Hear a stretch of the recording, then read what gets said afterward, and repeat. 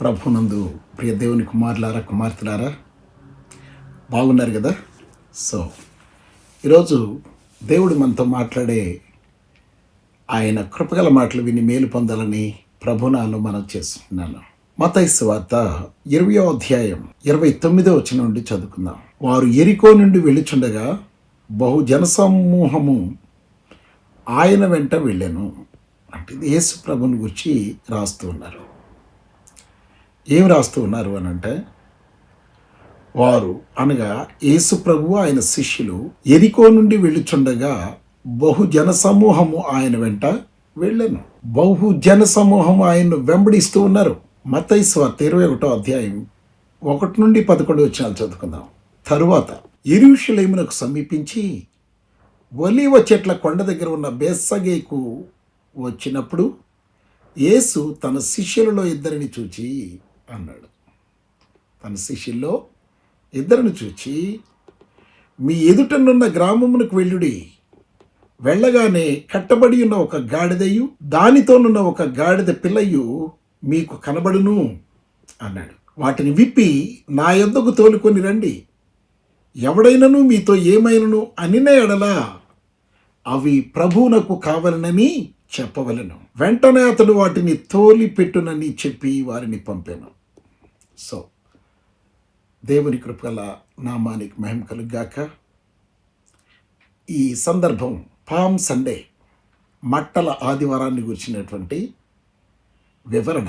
So యేసుక్రీస్తు ప్రభువారు ఆయన శిష్యులు ఎరికో నుండి వెళ్ళుచుండగా బహుజన సమూహము ఆయన్ను వెంబడించారు, వెంట వెళ్ళారు. ఆ తర్వాత మత్తయి 21:1-11 యేసుక్రీస్తు ప్రభు వారు ఒలీవ కొండ దగ్గరికి వచ్చినప్పుడు, బేత్సగే అనే గ్రామానికి వచ్చినప్పుడు యేసు తన శిష్యుల్లో ఇద్దరు చూచి అన్నాడు, ఎదురుగా ఉన్న గ్రామంలోకి వెళ్ళండి. అక్కడ మీరు వెళ్ళగానే కట్టబడి ఉన్న ఒక గాడిద మీకు కనిపిస్తుంది. ఆ గాడిదని గాడిద పిల్లని విప్పి నా యొద్దకు తోలుకొని రండి అని చెప్పాడు. ఇక్కడ గాడిద పిల్ల విప్పబడడం అన్నటువంటిది ఒక ఆశ్చర్యకరమైన మాట. సో భూలోకంలో గాడిదను సృజించింది నేను అనుకుంటాను దేవాతి దేవుడు, రాజుల రాజుగా రాబోయేటువంటి ఆ యేసుక్రీస్తు ప్రభువు, అంత గొప్ప రాజుగా రాబోయేటటువంటి యేసు ప్రభు గాడిదను వాహనంగా చేసుకొని దాని మీద ఎక్కి ఆయన యెరూషలేములోకి రావాలని ఇష్టపడుతున్నాడు. ఆయన కొరకే అతి తక్కువ స్థితిలో ఉన్నటువంటి గాడిద, ఎన్నికలేని గాడిద, దాన్ని వాహనంగా చేసుకుని దాని మీద యేసు ప్రభు వారు కూర్చొని యెరూషలేములోకి వస్తామంటాడు. అద్భుతం. యేసు ప్రభువును మోసే అవకాశం ఆ గాడిద జన్మకు సార్థకమైపోయింది. ఆ గాడిద జన్మ తరించిపోయింది. యేసు ప్రభువును మోసేటువంటి ఆ అవకాశం గాడిదకు దొరికింది. ఈ వచనం ఎప్పుడో ప్రవక్తల నోట చెప్పబడింది. ఆ భాగాన్ని మనం చూస్తే జకరియా గ్రంథం 9వ అధ్యాయం 9వ వచనంలో ఈ మాటలు ఉన్నాయి. సియోను నివాసులారా బహుగా సంతోషించుడి, యెరూషలేము నివాసులారా ఉల్లాసముగా ఉండుడి అన్నాడు. సియోను నివాసులు ఏం చేయాలట? బహుగా సంతోషించాలంట. ఎందుకని? రారాజు వస్తున్నాడు. రాజులకు రాజు యెరూషలేములోకి స్టెప్ ఇన్ అవ్వబోతున్నాడు. అవునా?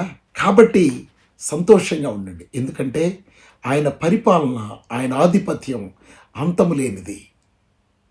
ఆయన పరిపాలనలో జ్వరం లేదు, జబ్బు లేదు, దరిద్రం లేదు, వ్యాధి లేదు, బాధ లేదు, ఏదీ లేదు. ఈవెన్ మరణం లేదు ఆయన పరిపాలనలో. ఆయన పరిపాలనలో సింహపిల్ల దగ్గర మేకపిల్లలు ఆడుకుంటాయి. ఎంత అద్భుతం అంటే చెప్పలేనంత అద్భుతం. ఆ పరిపాలన యెరూషలేము నగరంలో, పట్టణంలో 1000 ఏండ్లు యేసు ప్రభు పరిపాలించబోయే దినానికి సాదృశ్యంగా ముందుగా యేసు ప్రభు వారు గాడిద పిల్లనెక్కి సిటీలోకి, అంటే యెరూషలేము పట్టణంలోనికి ప్రవేశించే అద్భుతమైన సన్నివేశం. అవునా? ఆ 1000 ఏళ్ల పరిపాలనకు ముంగుర్తుగా ఆయన అంతం లేని రాజ్యానికి అద్భుతమైన పరిపాలనకు ముంగుర్తుగా ఆయన బేత్సగేకు వచ్చినప్పుడు తన శిష్యులకు ఆజ్ఞాపించి గాడిద పిల్లను తెప్పించుకొని, అవునా, ఆ గాడిద పిల్ల మీద ఆయన ఎక్కి కూర్చున్నాడు. అవునా, ఆ మాట ఇక్కడ మనం సియోను నివాసులారా బహుగా సంతోషించండి, ఎందుకంటే రాజు వస్తున్నాడు. యెరూషలేము నివాసులారా ఉల్లాసముగా ఉండుడి. ఉల్లాసం ఎందుకని? ఆయన వస్తున్నాడు. యేసు ప్రభు గలిలీలోకి వెళితే మరణస్థాయిలో ఉన్న వాళ్ళందరూ బ్రతికారు. మరణ ప్రదేశంలో ఉన్న వాళ్ళందరూ బ్రతికారు. వ్యాధిగ్రస్తులందరినీ కుప్పలు తెప్పలుగా ఆయన దగ్గరికి తీసుకొస్తే ఆయన వారిని ముట్టి స్వస్థపరిచాడు. దయ్యాలు పట్టిన వారిని దయ్యాలు వెళ్ళగొట్టాడు. చాంద్ర రోగులను బాగు చేశాడు. రకరకాల జబ్బులతో పీడించబడుతున్న వారిని, వేదన చెందుతున్న వారిని ఆయన సంపూర్ణంగా విమోచించి విడిపించాడు. ఆయన పరిపాలన అలా ఉంటుంది. ఆయన పరిపాలనలో మరణం పనిచేయదు. ఆయన పరిపాలనలో దరిద్రం పనిచేయదు. ఆయన పరిపాలనలో రోగం ఉండదు. ఆయన ఒక అద్భుతమైనటువంటి రాజు. ఈ రాజు నీ ప్రభువు. ఆయన నీ సౌందర్యం కోరినవాడు, ఆయనకు నమస్కరించుడి అని అంటాడు. అవునా, నీ సౌందర్యాన్ని కోరుతున్నాడు, నీ పరిశుద్ధతను కోరుతున్నాడు ఆయన, నీ నీతిని కోరుకుంటున్నాడు ఆయన, నిన్ను నీతిమంతురాలుగా నీతిమంతుడిగా కావాలని కోరుకుంటున్నాడు. ఆయన రాజ్యంలో ఉండేదంతా పరిశుద్ధులు, నీతిమంతులు. అందుకని ఆయన లోకానికి రక్షకుడిగా వచ్చాడు. పాపులందరినీ రక్షించి వాళ్ళ పవిత్రులుగా చేశాడు. అవినీతి పనులందరినీ రక్షించి వాళ్ళ నీతి పనులుగా చేశాడు. తను ఎందరు అంగీకరించిన వారందరూ కూడా నీతిమంతులైపోయారు. ప్రియా దేవుని బిడ్డలారా గమనించండి, అది ప్రవక్త నోట చెప్పబడింది. కాబట్టి యెరూషలేము నివాసులు ఉల్లాసంగా ఉండాలి. ఏడుపు, దరిద్రం ఇవన్నీ ఇక పని చేయడానికి వీల్లేదు. ఆయన రాజ్యంలో ఎలా ఉండాలి చెప్తున్నాడు. ఆయన రాజ్యం అంతం లేని రాజ్యం. ఆయన రాజ్యంలో బహు సంతోషం ఉంటుంది. ఆయన రాజ్యంలో ఉల్లాసం ఉంటుంది. ఆ రాజు ఎలాంటి వాడంట? నీ రాజు నీతిపరుడును రక్షణ గలవాడును. ఏముందంట ఆ రాజుకి? నీతిపరుడంట, రక్షణ కలిగిన వాడు. అంటే ఆయన దగ్గరికి వచ్చిన ఎవరినైనా ప్రతి విధమైనటువంటి సమస్య నుంచి రక్షించగలిగినటువంటి అద్భుతమైనటువంటి ప్రభు ఆయన. He is the lord to save from every kind of sickness, poverty and death. అటన్నిట్లో నుంచి ఆయన రక్షించగలిగినటువంటి దేవుడు, రక్షణ గలవాడును, దీనుడు అట. దీనుడు, హీస్ మీక్. ఆయన ఎవరిని కరవడు, అరవడు. ఎందుకు తెలుసు? ఆయన ప్రేమించాడు. ప్రేమించి కల్వరి శిలువలో తన ప్రాణాన్ని ధారపోశాడు. తన రక్తాన్ని ధారలు ధారలుగా చిందించాడు నీ కొరకు, పాపివైన నీ కొరకు, పాపినైన నా కొరకు. ఆయన తన మూల్యమైన రక్తాన్ని కల్వరి శిలువలో ఏర్లాగా ప్రవహింపచేశాడు. సిలువలో పారెనుగా సెల్ల ఏరుగరుధిరంబు, చాచిన చేతులతో దాపున చేరెనుగా, నీ సహవాసముకై నిలచెను వాకిటను, హృదయపు తలుపులు తీయుమా. హల్లెలూయా, దేవునికి స్తోత్రం కలుగును గాక. నీ సహవాసానికై ఆయన వస్తున్నాడు. నీ పాపపు చింత యావత్తును తీసివేసి నిన్ను పరిశుద్ధునిగా చేసుకొని తన రాజ్యంలో నిన్ను ఒక పౌరునిగా చేసి ఆ రాజ్యంలో ఆయన రాజుగా నిన్ను పరిపాలించడానికి, నిన్ను సిద్ధపరచడానికి వస్తున్నాడు. ఎంత అద్భుతం! కాబట్టి ఆయన దీనుడిగా వస్తున్నాడంట. నీకోసమే. ఆయన దేవుడిగా రాలేదండి ఇక్కడికి. ఎలా వచ్చాడు? దీనుడిగా. అవునా, రక్షకునిగా, తృణీకరించబడిన వానిగా, ఎన్నిక లేనివానిగా వచ్చాడు. అవునా, నీ పాపం కొరకు ప్రాయశ్చిత్తం చెల్లించవలసినటువంటి శరీరమైనటువంటి పాప శరీరాకారంలో నీ దగ్గరికి వచ్చాడు. అయితే ప్రియులారా గమనించండి, ఆయన రాకను నువ్వు గుర్తుపట్టలేదు. ఆయన రాకను నువ్వు గుర్తుపట్టలేకపోతూ ఉన్నావు. ఆయన నీకోసం వచ్చాడు అన్నటువంటి విషయాన్ని నీకు అర్థం చేసుకోలేకపోతున్నావు. ఆయన దీనుడై గాడిద పిల్లను ఎక్కి నీ యొద్దకు వచ్చుతున్నాడు. ఎంత ఆశ్చర్యం! దేవాతి దేవుడు, ప్రభువుల ప్రభు, రాజులకు రాజు నీ దగ్గరికి ఎలా వస్తున్నాడంట? తగ్గించుకొని నిన్ను రక్షించటానికి నీలాంటి శరీరాన్ని ధరించుకొని ఆయన వస్తూ ఉన్నాడు. నీ పాపాన్ని ఆయన శరీరం మీద భరించుకోవడానికి ఆయన పాప శరీరాకారంతో పుట్టాడు ఈ లోకంలో. అవునా? ఈ మాట యేసుక్రీస్తు ప్రభువారు ఈ లోకంలో ఉన్నప్పుడు నెరవేరింది. ఆయన బేత్సగే అనే ప్రదేశానికి, ఆ గ్రామానికి వచ్చినప్పుడు, ఆ గ్రామానికి ముందున్న గ్రామంలో కట్టబడిన గాడిద పిల్లని తీసుకొచ్చి, మరి ఆ ప్రవక్త చెప్పబడినది నెరవేరినట్లు అది జరిగింది అని చెప్పి రాస్తున్నాడు. అయితే అక్కడ ఏమంటాడంటే, మత్తయి సువార్త 21:5లో, ఇదిగో నీ రాజు సాత్వికుడై. ఎలాంటి రాజు అంట ఇప్పుడు? సాత్వికం గలవాడు, ఎవరిని కొట్టడు, తిట్టడు, అసహించుకోడు. నువ్వు ఎంత పాపం చేసినా నిన్ను ప్రేమిస్తాడు, ఎంత ఘోరంగా బ్రతికినా నిన్ను ప్రేమించే దేవుడు. ఆయన సాత్వికుడు. ఎంత సాత్వికం అంటే, ఆయన తలను ముండ్ల కిరీటం కొడుతుంటే ఎవరిని తిట్టలేదు, కొట్టలేదు, ఎదురు తిరగలేదు. సాత్వికుడుగా తల వంచి నీ తలతో యోచించిన యోచనల నిమిత్తమై, నీ బ్రెయిన్తో ఆలోచించిన చెడు నిమిత్తమై ఆయన తన తలలో ముండ్ల కిరీటం కొట్టించుకున్నాడు. చీలలన్నీ దిగబడిపోతూ ఉండగా ఆ చీలలు దిగబడ్డ ప్రదేశం నుంచి దారులుగా రక్తం కారుతూ ఉంది ఆయన ముఖం మీద.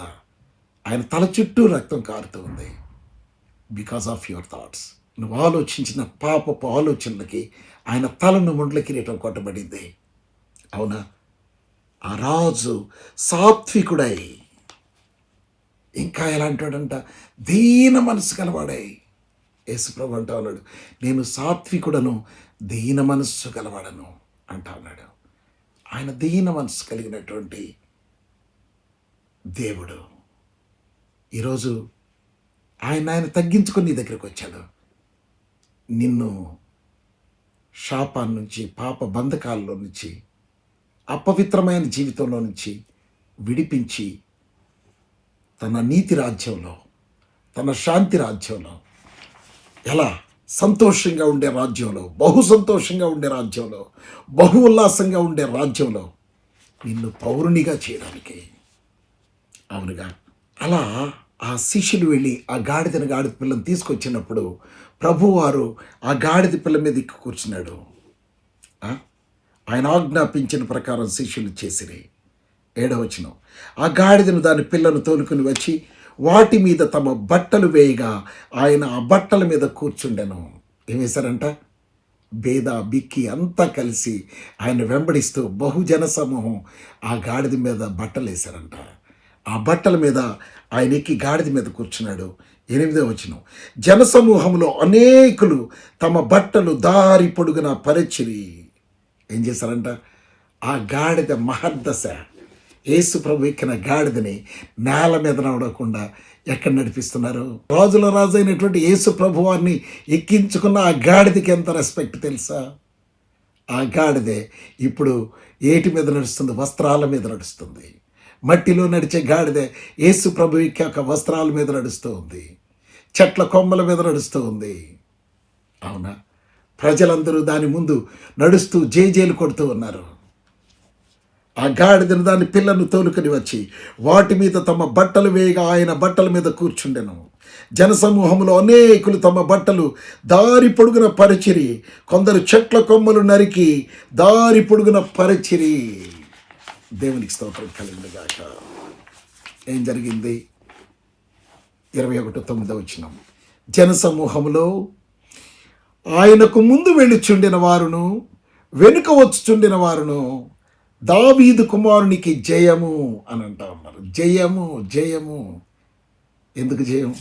ఆయన లోకాన్ని జయించిన దేవుడు, జయించబోచున్న దేవుడు, రాజుగా రాబోతున్న దేవునికి జయధ్వానాలు పలుకుతూ ఉన్నారు ఇప్పుడే. అవునా? రాజుగా రాబోయే దేవుడికి జయధ్వానాలు పలుకుతూ ఉన్నారు. కుమారునికి జయము, ప్రభు పేరట వచ్చేవాడు స్తుతించబడును గాక, ఆయనకి స్తోత్రం చెల్లిస్తూ ఉన్నారు. తండ్రి అయిన దేవుని పేరట వచ్చినటువంటి ఆ సర్వోన్నతమైన స్థలములలో జయాన్ని ప్రకటిస్తున్నారు యేసు ప్రభు వారికి అని కేకలు వేయిచుండిరి. ఏమంటున్నారు? జయము జయము, ప్రభు పేరట వచ్చేవాడు స్తుతించబడుగాక, సర్వోన్నతమైన స్థలములలో జయము అని కేకలు వేయిచుండిరి. 10వ వచనం చదువుకుందాం. 21వ అధ్యాయం మత్తయి సువార్త. ఆయన యెరూషలేములోనికి వచ్చినప్పుడు పట్టణమంతయు ఈయన ఎవరో అని కలవరపడెను. ఎందుకో తెలుసా? అక్కడ ఉన్నటువంటి రాజుకి కూడా ఇంతటి ఘనత దక్కలేదు, అక్కడున్న గవర్నర్కి కూడా ఇంత ఘనత దక్కలేదు. ఇంత అద్భుతమైన ఘనతను సొంతం చేసుకుంది నా రక్షకుడు, నీ కొరకు నా కొరకు ప్రాణం పెట్టి తిరిగి రాజుగా రానైన ఆ యేసుక్రీస్తు ప్రభువుకు దక్కింది. ఆయన్ని యెరూషలేములో ఎప్పుడో రాజుని చేద్దాం అనుకున్నారు, ఆయన దానికి ఒప్పుకోలేదు. ఈ రోజున ఆయనకు జరగబోయేది ముందుగా చూపిస్తూ ఉన్నాడు. ఆయన మరణించి తనకొక రాజ్యాన్ని భూమి మీద స్థాపించుకొని తన్ను నమ్మిన వారికి అందరికీ తన రాజ్యంలో పౌరులుగా చేసి ఆ పౌరులతో తిరిగి రాజ్యాన్ని ఏలడానికి 1000 సంవత్సరాలు మొదటగా యెరూషలేములో ఏలడానికి ఆయన రాబోతూ ఉన్నాడు. దాన్ని మచ్చుతునక ద ఫోర్ సీన్ ముందుగా చూయించే దృశ్యం ఇది. అవునా? కాబట్టి చూడండి, అక్కడ ఆయన యెరూషలేములోనికి వచ్చినప్పుడు పట్టణమంతయు ఈయన ఎవరో అని కలవరపడెను. కలవరం కలవరం కలవరం. ఎప్పుడు చూడలేదా? ప్రజలు లక్షల సంఖ్యలో ఆయన్ని వెంబడిస్తూ ఉంటే, ప్రజలు జయధ్వానాలు పలుకుతూ ఉంటే ఈయన ఎవరో అర్థం కాలేదు. అర్థం కాదు ఇప్పుడు. రేపు ఆయన రాజుగా వచ్చినప్పుడు అప్పుడు ఎవరో నీకు అర్థమవుతుంది. ఆ భాగాన్ని మనం ఇక్కడ చూద్దాం. యోహాను సువార్త 12వ అధ్యాయం 1వ వచనంలో చూద్దాం. కాబట్టి యేసు తాను మృతులలో నుండి లేపిన లాజరు ఉన్న బేతనియకు పస్కా పండుగకు 6 దినములు ముందుగా వచ్చాను అన్నాడు. ఎన్ని రోజులు ముందుగా వచ్చాయంట బేతనీకు? బేతనీలో ఎవరున్నారు? మార్తా మరియల తమ్ముడైనటువంటి లాజరు ఉన్న ప్రదేశం అది. ఆ ముందుగానే లాజర్ను లేపాడు. ఆయనకి అక్కడ గొప్ప రెప్యుటేషన్. ఆయన కీర్తి దేశాల ప్రాకిపోయింది. ఎందుకంటే చనిపోయి 4 దినాలు సమాధిలో ఉన్న లాజర్ని లేపితే గ్రామాలు వేల లక్షల సంఖ్యలో లేపబడినటువంటి లాజర్ను చూడడానికి, లేపినటువంటి యేసు ప్రభువును చూడడానికి వచ్చారు. అయితే ఇప్పుడు జరిగింది ఏంటో తెలుసా? అయితే చూడండి, అక్కడ ఒక అద్భుతం. కాబట్టి యేసు తాను మృతుల్లో నుండి లేపిన లాజరు ఉన్న బేతనియకు పస్కా పండుగకు 6 దినములు ముందుగా వచ్చెను. అక్కడ వారు ఆయనకు విందు చేసిరి. అక్కడ విందులో పాల్గొన్నాడు. ఆ తర్వాత మరునాడు, అవునా, ఆ పండుగకు వచ్చిన జనసమూహము యేసు యెరూషలేమునకు వచ్చుచున్నాడని విన్నారంట. మరునాడు విని ఏం చేశారు? 12వ అధ్యాయం 13వ వచనం. ఖర్జూరపు మట్టలు పట్టుకొని, ఏం పట్టుకున్నారంట? ఖర్జూరపు మట్టలు. అవునా? ఆరోగ్యానికి ప్రతీకగా ఉన్నటువంటి ఖర్జూరాలు. ఆ మట్టలు పట్టుకొని ఆయనను ఎదుర్కొనబోయి ఆయనకి వెల్కమ్ చెప్తున్నారు. యెరూషలేములోనికి రాజుగా బయలుదేరినటువంటి ప్రభువారికి వెల్కమ్ చెప్తున్నారు. ఖర్జూరపు మట్టలు పట్టుకొని ఆయన ఎదుర్కొనబోయి, జయము, ప్రభు పేరట వచ్చుచున్న ఇశ్రాయేలు రాజు స్తుతించబడును గాక. ఎవరంట? ప్రభు పేరట వచ్చుచున్న ఇశ్రాయేలు రాజు వస్తున్నాడు. ఈ మాట ఒకప్పుడు చెప్తే రామాలో అంగలార్పు వినపడింది. నెల నుంచి 2 సంవత్సరాల పిల్లల వరకు వధించారు. ఈ రాజును చంపేద్దాం, అసలు ఈ రాజునే లేకుండా చేద్దామని. కానీ రాజుని ఏమీ చేయలేకపోయారు.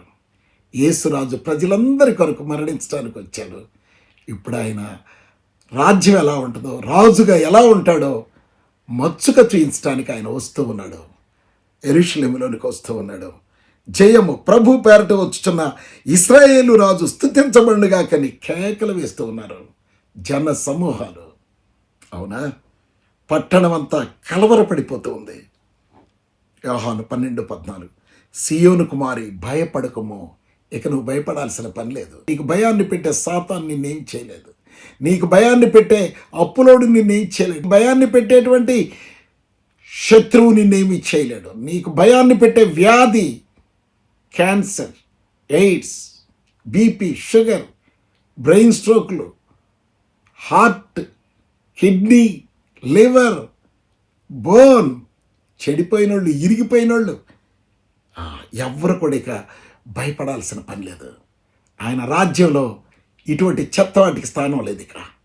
అవునా, కాబట్టి సియోను కుమారి భయపడకము, ఇదిగో నీ రాజు గాడిద పిల్ల మీద ఆసీనుడై వచ్చుచున్నాడు. ఆ రోజు ప్రభు వస్తాడు. ఇదిగో ప్రభు మేఘారూఢుడై వచ్చుచున్నాడు. ఆయన మేఘాల మీద వస్తాడు.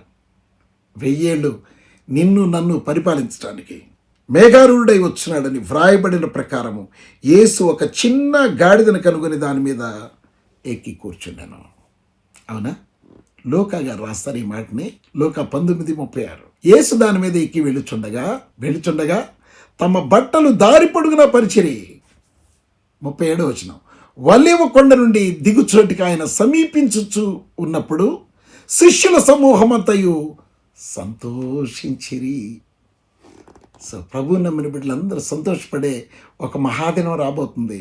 ఆ రోజున యేసు ప్రభు వస్తారు. 1000 ఏండ్లు ఇలపై యేసు రాజా మేలును, ఈ లోక రాజ్యాలన్నీ ఆయన ఏలును, నిత్య శాంతి వాదిల్లు, న్యాయమే కనబడును, యేసు రాజుగా వచ్చుచున్నాడు, భూలోకమంతా తెలుసుకుంటాడు. దేవునికి స్తోత్రం కలుగును గాక. ఒలీవ కొండ నుండి దిగుచోటికి ఆయన సమీపించుచున్నప్పుడు శిష్యుల సమూహం అంతయు సంతోషించుచు ప్రభు పేరట వచ్చుచు నా రాజు స్తుతించబడుగాక, పరలోకమందు సమాధానమును సర్వోన్నతమైన స్థలములలో మహిమయు ఉండునుగాకని తాము చూచిన అద్భుతములన్నిటిని గూర్చి మహాశబ్దముతో దేవుని స్తోత్రము చేయసాగిరి. అవునా, చూసిన అద్భుతాలు, చేయబడిన అద్భుతాలను జ్ఞాపకం చేసుకొని ఏం చేశారంట, మహాశబ్దంతో ఆయన్ని స్తోత్రం చేశారట. నేను కూడా నీకు జరిగిన మేలుకి ఆ శబ్దంతో ఆయనకి స్తోత్రం చెల్లిస్తే బాగుండు. 39 ఆ సమూహంలో కొందరు పరిసయ్యులు ఉన్నారంట. ఎవరున్నారు? పరిసయ్యులు. యేసుప్రభు అంటే వీళ్ళకి పడదు, ఆయన రాజుగా రావడం అంటే ఇంకా పడదు. కానీ ఇన్ని లక్షల మంది ఆయన ఫాలో అవుతూ రాజుగా ఆయన ఊరేగించుకుంటూ తీసుకొస్తూ ఉంటే వాళ్ళకి బాధగా ఉంది హృదయంలో. దేవుని బిడ్డలు సంతోషిస్తే ఈ లోకానికి బాధగా ఉంటుంది. ఈ లోకంలో ప్రజలకి, మారు మనసు పొందిన వాళ్ళకి, అపవిత్రమైన జీవితం జీవించే వాళ్ళకి, సాతాను మనుషులకి బాధగా ఉంటుంది. పాపంలో జీవిస్తున్న ప్రతి ఒక్కడు బాధపడతాడు. ఆ సమూహంలో కొందరు పరిసయ్యులు, బోధకుడా నీ శిష్యులను గద్దింపుమని ఆయనతో చెప్పగా ఆయనకే చెప్తున్నారంట. సంతోషకరంగా ఆయన రాజుగా వస్తుంటే ఆయనకి చెప్తున్నారు, ఈ సంతోషాన్ని ఆపేయి అని చెప్తున్నారు. పిచ్చి మనుషులు, వెర్రి మనుషులు. 40 వచనం ఆయన వారిని చూచి వీరు ఊరకుండినేటలో, వీళ్ళు ఊరకుండరు. వీళ్ళు కానీ ఒకవేళ ఊరకుంటే ఏం జరుగుతుంది? ఈ రాళ్ళు ఎక్కడ ఆయన వచ్చే ప్రదేశంలో ఉన్న ఆ కొండరాళ్ళు కేకలు వేయును అని చెప్తున్నాడు. అవి కేకలేస్తాయి అంట. రాళ్ళు కేకలేస్తాయి. ఒకవేళ నువ్వు స్తుతించలేకపోతే రాళ్ళు స్తుతిస్తాయి. వాటికి నోరిస్తాడు దేవుడు, వాటికి నాలుకిస్తాడు దేవుడు, వాటికి స్వరాన్ని ఇస్తాడు దేవుడు. యేసుప్రభు ఎక్కిన గాడిద ఒక వ్యక్తి పాపం చేయడానికి వెళ్ళేటప్పుడు, శపించడానికి వెళ్ళేటప్పుడు ఆ వ్యక్తిని గద్దించడానికి ఆయన దానికి నోరిచ్చాడు. పశువుకి నోరిస్తే మానవ భాషలో మాట్లాడింది. ఈసారి ఆయన్ని నువ్వు స్తుతించలేకపోతే, ఆయన రాజుగా నువ్వు మహింపరచలేకపోతే రాళ్ళు మహింపరుస్తాయి, రాళ్ళు స్తుతిస్తాయి, కేకలు వేస్తాయని చెప్పాడనమాట. ఆయన పట్టణమునకు సమీపించినప్పుడు దాన్ని చూసి అన్నాడు, దాని విషయమై ఏడ్చాడంట. ఎందుకో తెలుసా? ఆ పట్టణం ఆయన్ని చేర్చుకోలేదు, ఆ పట్టణం ఆయన్ని అంగీకరించలేదు, ఆ పట్టణం ఆయనకి సహకరించలేదు, ఆ పట్టణం ఆయన చూసి ఆయనకు లోపడలేదు, కుమారుని చూసి విధేయత చూపలేదు, ఆయన సిలువలో చూసి రక్షణను కనుగొనలేదు, రక్షించబడ్డానికి ఇష్టపడలేదు. అప్పుడు ప్రభు వారు అంటా ఉన్నాడు, 42వ వచనం, లూకాసు వార్త 19వ అధ్యాయం, నీవు ఈ దినమందైనను అని అంటావు. ఈరోజు నేను ప్రభువుగా వస్తూ ఉన్నాను. నా రాజ్యంలోకి నువ్వు వస్తే ఎంత సంతోషంగా ఉంటుంది, ఎంత సమాధానంగా జీవిస్తావు. వ్యాధి, బాధ, నరకం లేనటువంటి జీవితం, దరిద్రం లేని జీవితం జీవిస్తావు. ఈ దినమందైనను సమాధాన సంబంధమైన సంగతులను తెలిసికొని ఎడల, రక్షణ సువార్తను తెలుసుకుంటే, ప్రభు నిన్ను రక్షించడానికి, ప్రభు నిన్ను తన రాజ్యంలో ఒక పౌర్ణిగా చేసుకోవడానికి ఇష్టపడుతున్నాడు. దానికి అడ్డంగా ఉన్న నీ పాపాన్ని, శాపాన్ని తీసివేయడానికి తన రక్తాన్ని కలవరిలో ఆయన చిందించాడు, వెల చెల్లించాడు నీ పాపాల కొరకు. నువ్వు ఒప్పుకుంటే ఆ పాపాలు కడిగి ఈ దినమైందని నీకు సమాధానాన్ని ఇవ్వాలి అని అనుకుంటున్నాడు. నీ వ్యాధిని పోగొట్టాలని అనుకుంటున్నాడు, దరిద్రాన్ని తీసేయాలనుకుంటున్నాడు. ఈ దినమందైనను సమాధానమైన సంగతులను తెలుసుకుని ఎడల నీకెంతో మేలు. నువ్వు రక్షణ సువార్తని ఈ రోజన్నా తెలుసుకొని ఆయనకు లోబడితే నీకు మేలు జరుగుతుంది. ఆ మేలేంటి తెలుసా? యుగయుగాలు ఆయన రాజుగా నిన్ను ఏలబోతున్నాడు. దానికి మచ్చు తునకగా 1000 ఏళ్ళు యెరూషలేములో పరిపాలన చేయబోతున్నాడు. ఆ పరిపాలనలో నువ్వు ఉంటే ఎంత మేలు, ఎంత ఆశీర్వాదం. కానీ ఇప్పుడు అవి నీ కన్నులకు మరుగు చేయబడి ఉన్నవి. 43వ వచనం అంటాడు, ప్రభువు నిన్ను దర్శించిన కాలము నీవు ఎరుగకుంటివి అని అంటా అన్నాడు.